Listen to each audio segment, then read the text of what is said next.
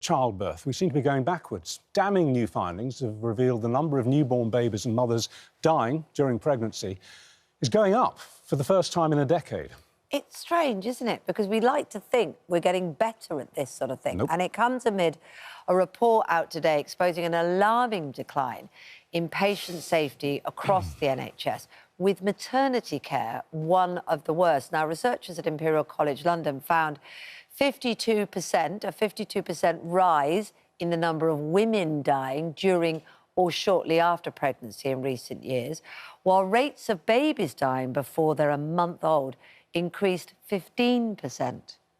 Extraordinary. We're joined now by the former MP for Stafford, Theo Clarke, who's launched a parliamentary inquiry into the nation's maternity care early this year after her own awful experience with birth trauma, and Chloe Vowels Lovett, who lost her daughter Esme at 38 weeks despite persistently complaining there was something wrong. She was getting stabbing pains during calls to hospital, but they just ignored you until the worst happened.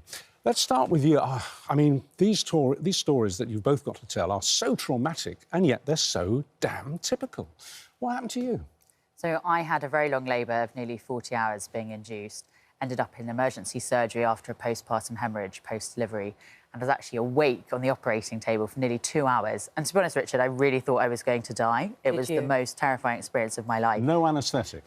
No general anaesthetic, because I'd already had an epidural. How are people treating you around you at this point? Did you feel that they had the same sense of drama as you were feeling?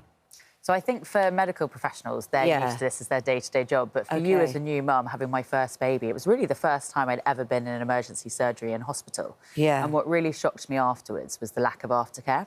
So I remember coming out of surgery, being with my daughter and her screaming in the cot next to me and pressing the emergency button, asking for help. And this lady came in and she said to me, "Not my baby, not my problem," and just walked out and left me there. And I just don't think that's acceptable. Was this a nurse? We need to have a frank discussion. This was one of the NHS professionals on the ward. Oh, my goodness me. Chloe, before we talk about... I'm bewildered by that. I mean, Chloe, what was your experience? Because you were trying to flag that you had an instinct something was going very wrong. How were you treated in that situation? Towards the end of my pregnancy, I experienced the most horrendous stabbing pains. I was bedbound for weeks, and in the last 6 weeks, I made multiple attempts to try and get help. I was in and out of hospital. I made calls to triage, and my concerns were just constantly dismissed. And in what were people saying that you... Oh, it's just... You're an overly worried first-time mum. Yes, sort of fobbing it off as any sort of, any easy excuses they could without looking into the real problem. Any treatment at all? I presume it was paracetamol, aspirin? So I was sent home with cocodamol once, and then when I phoned weeks later to express that I was still in the same pains and experiencing other symptoms, I was told to phone the GP to see if I could get some more cocodamol. What actually then happened? I ended up having a placenta abruption. And can you explain that in layman's terms? So it's the placenta, breaking away from the baby, abrupting, and it has, there were numerous blood clots in my placenta. So essentially, it stops working. That's the baby's life support system. Exactly. Yeah. Esme was absolutely fine, fully grown, nothing wrong with her. It was just that her placenta, failed, but it was the hospital that failed. So what happened then? What happened then? So, in the last week, I made 2 phone calls where I tried to get my last bit of help, and both times I wasn't brought into the hospital. And it's since we've had a report written by the hospital themselves where they have listed the numerous occasions where they should have brought me in, or they should have done something different. They should have done a scan, different things. There were many different things that they could have done to Chloe, have a different outcome. Be feeling, grief, horror, desperate sadness, and also I would have thought some anger, really, at this. Such anger. Such anger. The minute we found out she was no longer here and she'd passed, I screamed and said, "I told you something was wrong." Oh, my God. I sat in hospital weeks before and I said, "This baby is going to die." I had a gut feeling my baby was going to die and no one listened to me. Why did they ignore you?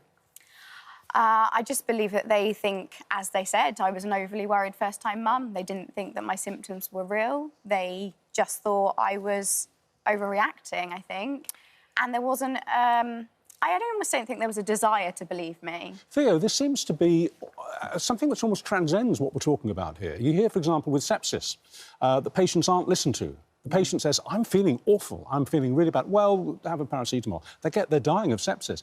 It seems to be almost endemic at the moment in the way that patients aren't listened to. Mm-hmm. I think that's absolutely right. And I'm so sorry to hear Chloe's story. And I'm afraid it chimes with the over 1,000 families that wrote to me as an MP chairing the UK birth trauma inquiry in Parliament earlier this year.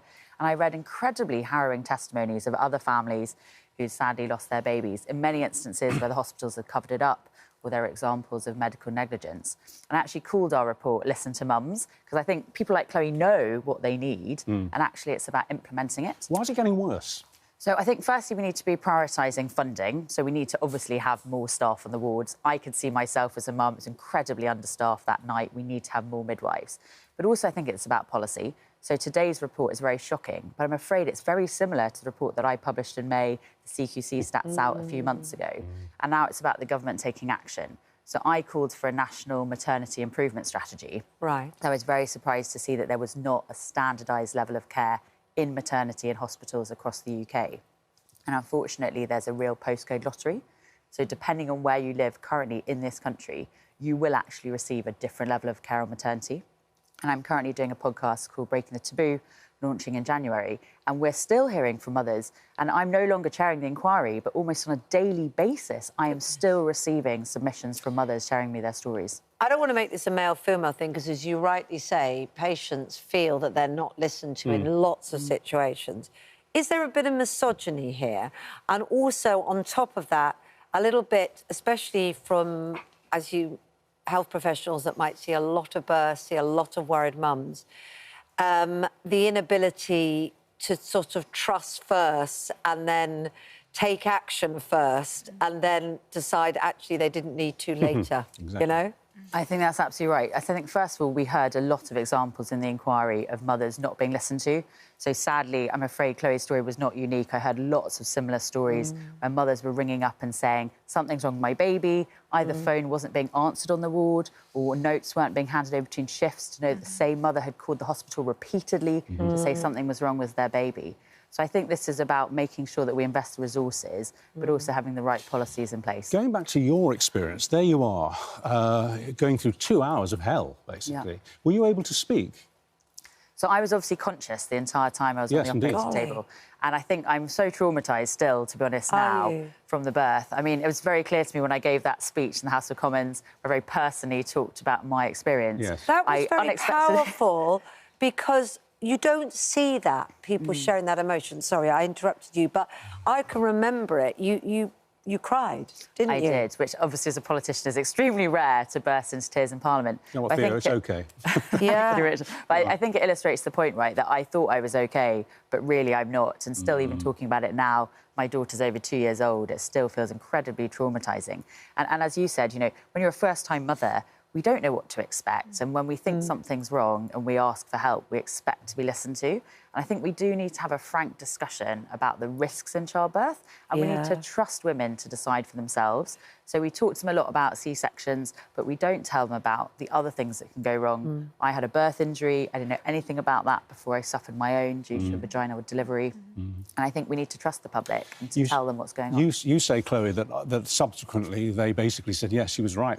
She was absolutely right. Did anyone ever come up to you and say sorry? Not in a legal setting, no.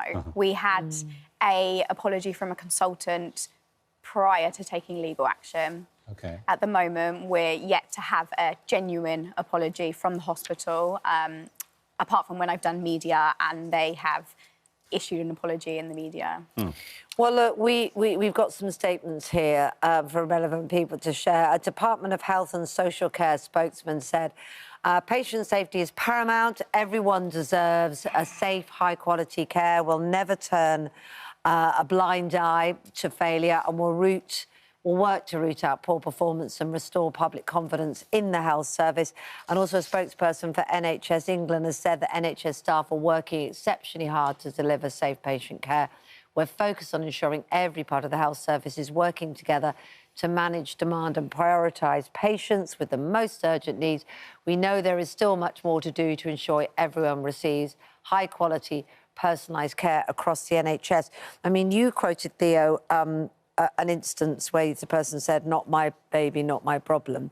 I mean, that sounds pretty unforgivable. But for the most part, you sense that people are perhaps trying their best. So what can be done and what's going wrong? Is it more resources, more time, or is it something different? So I think it's partly about money. And I think, to be fair to the previous government, they did announce £35 million of extra funding in the budget in the spring. But I think it's also about the culture in the NHS. So some of the stories that I read were about things like not being brought a glass of water after labour, being told to go and get food from the canteen when you've had a C-section, you can't walk.